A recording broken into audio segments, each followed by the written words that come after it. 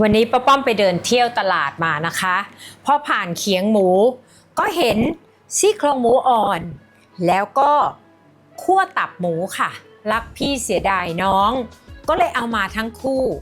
แล้วเกิดอยากกินอะไรแซ่บๆด้วยวันนี้ป้าป้อมจะสอนทำต้มแซ่บค่ะการอยู่ที่สูงไม่ใช่เรื่องง่ายเพราะยิ่งอยู่คอนโดสูงๆก็ยิ่งห่างไกลจากอาหารวันนี้ป้าป้อมจะมาทำให้เห็นว่า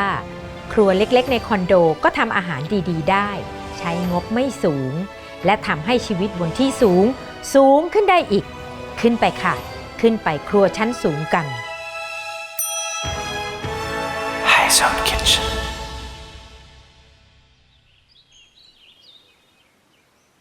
ต้มแซ่บเนี่ยนะคะหาได้ง่ายๆเรียกว่าหากินตามร้านทั่วไปไม่ยากเลยค่ะแต่ปัญหามันอยู่ที่ว่าบางร้านก็ถูกใจเราบ้างหรือบางร้านก็รสชาติไม่ถูกใจเราบ้างอีกอย่างหนึ่งถ้าเกิดอยากกินกระทันหันขึ้นมาเครื่องปรุงทั้งหมดเนี่ยหาง่ายทำเองที่บ้านก็ได้ค่ะหม้อโตๆให้สะใจไปเลยที่ป้าป้อมยกมาก็คือน้ำเปล่าก่อนเลยป้าป้อมจะต้มซี่โครงหมูอ่อนและหมูคั่วตับค่ะเพราะอะไรคะพวกนี้เนี่ยเขาต้องใช้เวลาในการที่ทำให้นิ่มถามว่านิ่มแค่ไหนแล้วแต่เลยค่ะใครชอบแบบที่ยังเคี้ยวได้อยู่หรือใครชอบแบบที่นุ่มเปื่อยไปเลยแต่ป้าป้อมบอกได้เลยค่ะไม่ต่ำกว่า45นาทีมาลงมือกันเลยค่ะตอนนี้เราตั้งน้ำร้อนรอแล้วนะคะเพราะว่าเราจะใส่เนื้อหมูทั้ง2ประเภทเนี่ยลงไปในเวลาที่น้ำเดือดเท่านั้นนี่ค่ะคือคั่วตับที่ถามว่าทำไมถึงอร่อยก็เพราะว่าคั่วตับเนี่ยเขามีทั้งเนื้อทั้งเอ็นพร้อมเลยค่ะเรามาหั่นให้ชิ้นเขาเล็กลงคั่วตับหมูเนี่ยนะคะหาได้ตามตลาดสดเพราะว่าแผงขายหมูเนี่ยเขาจะมีอยู่ในการชำแหละชิ้นส่วนต่างๆแต่ในขณะเดียวกันซูเปอร์มาร์เก็ตมักจะไม่เจอสิ่งนี้ค่ะราคาเนี่ยไม่แพงเท่าหมูชิ้นส่วนสำคัญธรรมดาที่สำคัญนะคะเราสามารถเลือกคั่วตับได้ทั้งเนื้อหมูและเนื้อวัวแล้วแต่จะชอบเลยค่ะเมื่อน้ำเริ่มเดือดนะคะป้าป้อมจะเติมเกลือลงไปก่อนค่ะการต้มเนื้อสัตว์กับเกลือเนี่ยบางทีมันจะช่วยให้เนื้อสัตว์เนี่ยเขามีรสชาติในตัวของเขาเรียบร้อยแล้วนะคะจากนั้นพอน้ำเดือดเราก็จะใส่ไม่ว่าจะเป็นคั่วตับไม่ว่าจะเป็นกระดูกหมูหรือเนื้อส่วนใดๆก็ได้ทำได้แม้กระทั่งตีนไก่ปีกไก่บนปีกไก่ล่างใครอยากกินต้มแซ่บอะไรตามสบายเลยค่ะแต่ป้าป้อมเน้นซี่โครงหมูอ่อนแล้วก็เนื้อคั่วตับนะคะเนื้อสัตว์ใดๆนะคะป้าป้อมแนะนำว่าให้ล้างทิ้งเลือดไปครั้งหนึ่งก่อนค่ะแล้วเดี๋ยวค่อยมาว่ากันค่อยช้อนฟองแต่ถ้าสมมติไม่ล้างทิ้งเลือดลงไปเลยเนี่ยมันจะทำให้น้ำดูขุ่นแล้วเลือดลอยขึ้นมาเยอะเกินไปค่ะตอนนี้นะคะ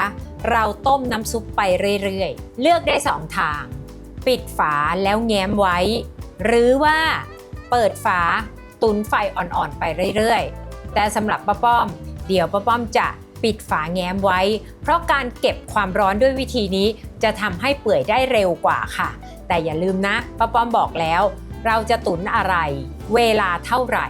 ขึ้นอยู่กับเนื้อสัตว์และขนาดของเนื้อสัตว์นั้นๆค่ะแต่อย่างต่ำแน่นอนบอกได้เลยว่าไม่ต่ำกว่า45นาทีค่ะปกติเวลาป้าป้อมต้มน้ำซุปเนี่ยจำได้ไหมคะป้าป้อมจะเปิดฝา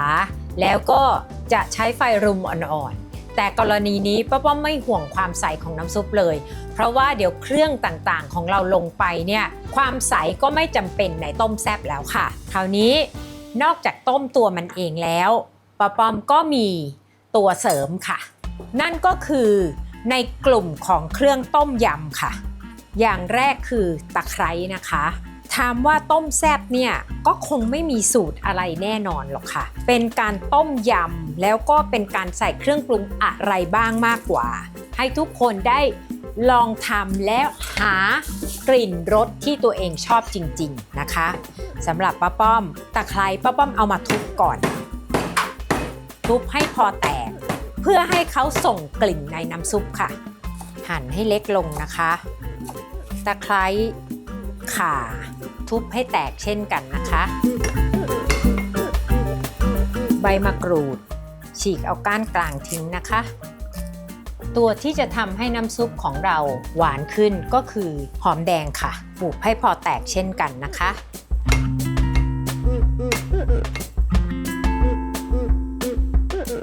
ตอนนี้นะคะเราจะเห็นว่ามันจะมีฟองจากเลือดของหมูลอยขึ้นมาตักออกทิ้งก่อนเลยค่ะจากนั้นนะคะเราก็จะใส่ผักสมุนไพรทั้งหมดที่เราเตรียมไว้ลงไปป้าป้อมมีความชอบส่วนตัวอยู่อีกอย่างหนึ่งต้มยำเผ็ดหรือไม่เผ็ดไม่ว่ากันแต่ป้าป้อมชอบกลิ่นของพริกขี้หนูในนั้นนะคะป้าป้อมมักจะใส่พริกขี้หนูจินดาสีแดงลงไปต้มตอนนี้ไม่ต้องห่วงเลยค่ะมันจะยังไม่เผ็ดมันจะแค่เอากลิ่นของพริกให้เข้าไปอยู่ในน้ำซุปของเราค่ะแค่นี้นะคะเราก็เคี่ยวไฟกลางๆไปค่ะแง้มฝาหม้อไว้นะคะจริงๆแล้วป้ามีอีกเคล็ดลับหนึ่งคือมีคนสอนมาว่าเวลาที่เราอยากจะแง้มฝาหม้อให้เอาตะเกียบ1 อันวางไว้แล้วปิดแบบนี้เขาก็จะแง้มน้อยๆพอประมาณค่ะถามว่าใน45 นาทีเนี่ยเราจะทำอะไรกันดีเรามาเตรียมเครื่องปรุงอื่นกันเลยค่ะต่อไปนะคะป้ามีของที่จะต้องเตรียมบนเตาอีกอย่างหนึ่งนั่นก็คือพริกขี้หนูแห้งค่ะป้อมจะใส่น้ำมันพืชลงไปในกระทะเพียงเล็กน้อยนะคะใช้ไฟที่ประมาณไฟกลางไม่ต้องแรงที่สุดนะคะพอให้น้ำมันร้อนเดี๋ยวเราจะเอาพริกขี้หนูแห้งลงไปคั่วค่ะพริกที่มีเงาของน้ำมันนิดหนึ่งจะสวยกว่านะคะคั่วเฉยๆได้แต่กลิ่นหอมแต่เงาน้ำมันไม่ขึ้นค่ะสำหรับต้มแซ่บเนี่ยเราใช้พริกขี้หนูแห้งนะคะพริกขี้หนูแห้งทำให้เกิดสีและรสที่ต่างขึ้นต้มโคลงเราใช้พริกชี้ฟ้าแห้งต้มยำเราใช้แต่พริกขี้หนูสดเอาแค่ข้อต่างง่ายๆนี้เท่านั้นเองแต่ในแต่ละตำราจะไม่เหมือนกันนะคะอย่ามาถือว่าใครทำผิดทำถูกไม่มีผิดมีถูกค่ะอาหารบ้านใครชอบรสไหนทำแบบนั้นค่ะเพียงแต่ครัวชั้นสูงจะเป็นแค่แนวทางให้ไปทำใครอยากเพิ่มอยากลดอะไรตามสบายเลยค่ะการคั่วพริกขี้หนูแห้งนะคะไม่ได้ใช้เวลาอะไรนานเลยแค่เรายืนอยู่หน้าเตาเราก็จะได้กลิ่นพริกหอมๆแล้วและถ้าไม่ระวังเตือนเลยนะคะไม่ง่ายมากค่ะเพราะฉะนั้นต้องคนแล้วแป๊บเดียวเองเอาจริงๆนะป้อมว่า1 นาทีก็รอดแล้วค่ะมาถึงผักนะคะไม่ใช่ตัวต้นตำรับแต่ว่าเคยเห็นคนอีสานเขาทำแล้วก็มันได้ความเปรี้ยวธรรมชาติจากมะเขือเทศค่ะแต่ว่าในต้มยำเราไม่ใส่นะคะเพราะมะเขือเทศจะทำให้กลิ่นของต้มยำต่างออกไปค่ะเรามาใส่ในต้มแซ่บนี่เองค่ะต่อไปนะคะเราจะใช้พริกขี้หนูจินดาทั้งเขียวทั้งแดงสับค่ะป้อมสังเกตนะคะร้านต้มแซ่บส่วนใหญ่เนี่ยเขาใช้ปนกันทั้งเขียวแดงหรือบางคนอาจจะอยากปนพริกขี้หนูสวนลงไปด้วยก็ได้ค่ะแต่สำหรับป้อมความหอมเนี่ยเขาอยู่ในพริกจินดาแดงที่ป้อมต้มลงไปในหม้อแล้วค่ะสับด้วยมีดด้วยเขียงก็ได้นะคะแต่จำได้ไหมป้อมมีของเล่นตัวน้อยของป้อมอยู่เนี่ยป้อมเอามาใช้ทำสับให้ละเอียดนะคะนี่ค่ะเราสับพริกหยาบๆไว้ใช้แบบนี้ค่ะเมื่อกี้เราคั่วพริกขี้หนูแห้งไว้แล้วใช่ไหมคะตอนนี้เราจะมาตำให้เขาแหลกลงค่ะป้อมต้องการพริกขี้หนูแห้งที่บุบพอแตกประมาณนี้เท่านั้นค่ะเราอยากให้เวลาที่เราทำต้มแซ่บเนี่ยเขาลอยยังสวยอยู่แค่นี้ก็พอแล้วค่ะมาถึงผักสดของเรานะคะผักสดในวันนี้เนี่ยจะมีต้นหอมมีผักชีฝรั่งคำว่าผักชีฝรั่งคือผักชีใบเลื่อยนะคะผักในต้มแซ่บเนี่ยนะคะป้อมไม่หั่นให้เล็กเกินไปเพราะว่าถ้าเล็กเกินไปเนี่ยป้อมว่ามันขาดเสน่ห์ค่ะพอมันสุกแล้วมันจะเละหายไปหมดเลยป้อมหั่นหยาบประมาณนึงเลยค่ะตามที่เห็นนี่แหละในส่วนของผักเนี่ยนะคะใครจะใส่อะไรไม่ใส่อะไรไม่ห้ามกันเลยค่ะ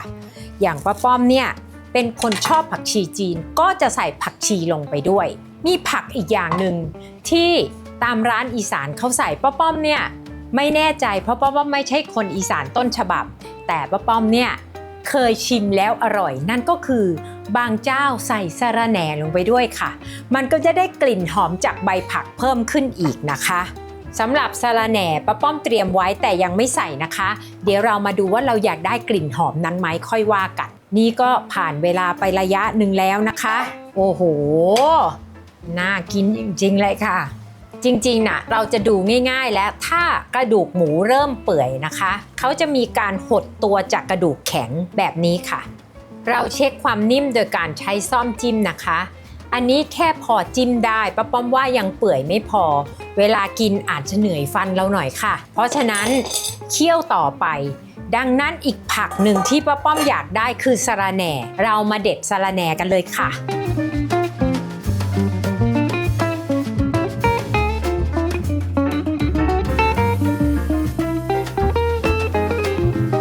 เตรียมผักพร้อมหมดแล้วตอนนี้ป้าป้อมจะไปหุงข้าวและนั่งดูซีรีส์รอสักตอน2 ตอนหนึ่งซี่โครงหมูของป้าป้อม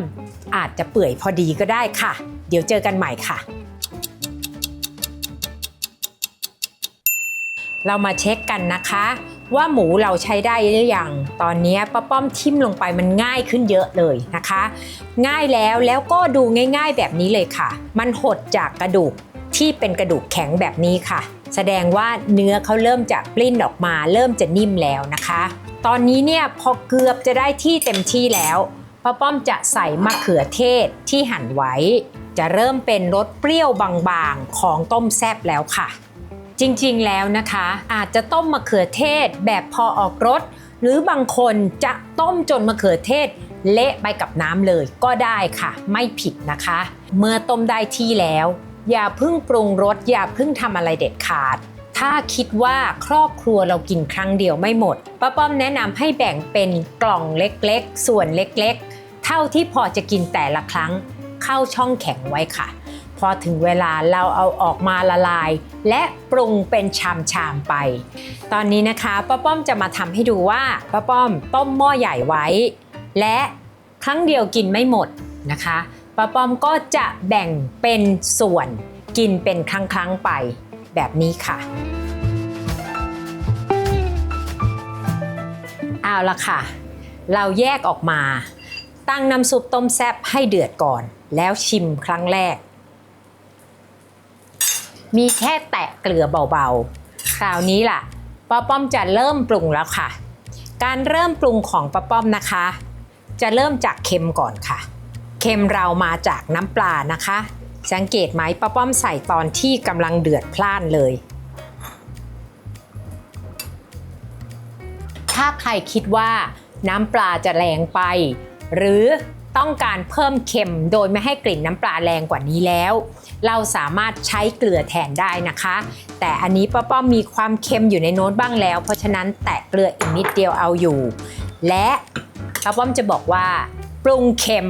ให้หนักไว้ก่อนค่ะเพราะเดี๋ยวรสเปรี้ยวจะตามมาอีกถึง2 อย่างถ้าสมมุติว่าไม่เผื่อไว้รสเค็มจะอ่อนลงทันทีค่ะเค็มหนักไว้ก่อนเสร็จคราวนี้เราตามด้วยน้ำมะขามค่ะวันนี้ป้าป้อมจะไม่บอกปริมาณใดๆทั้งสิ้นนะคะ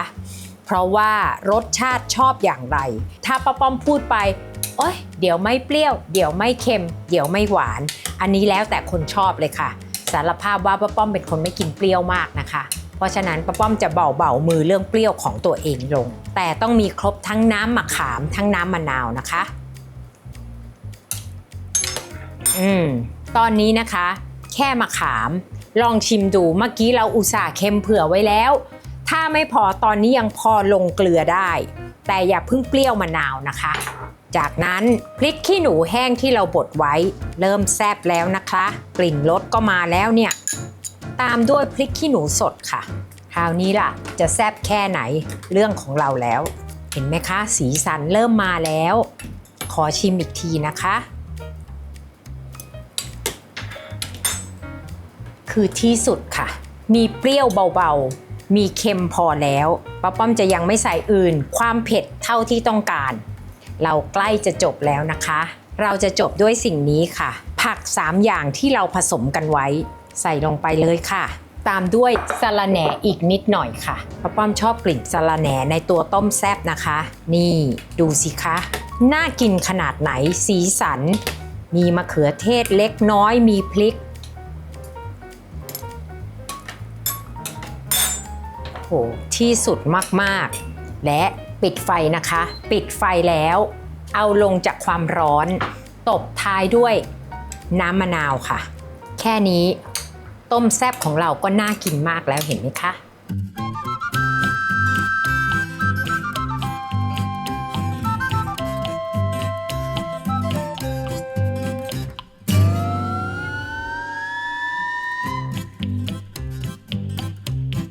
เสร็จเรียบร้อยแล้วค่ะต้มแซ่บกระดูกหมูและคั่วตับของเรานะคะเอาไว้ซดร้อนๆแซ่บๆเปล่าๆก็ได้กินกับข้าวก็ได้เลือกเอาเลยค่ะทำตามรสชาติที่เราชอบเปรี้ยวเผ็ดได้ตามใจไปลองทำกันดูค่ะ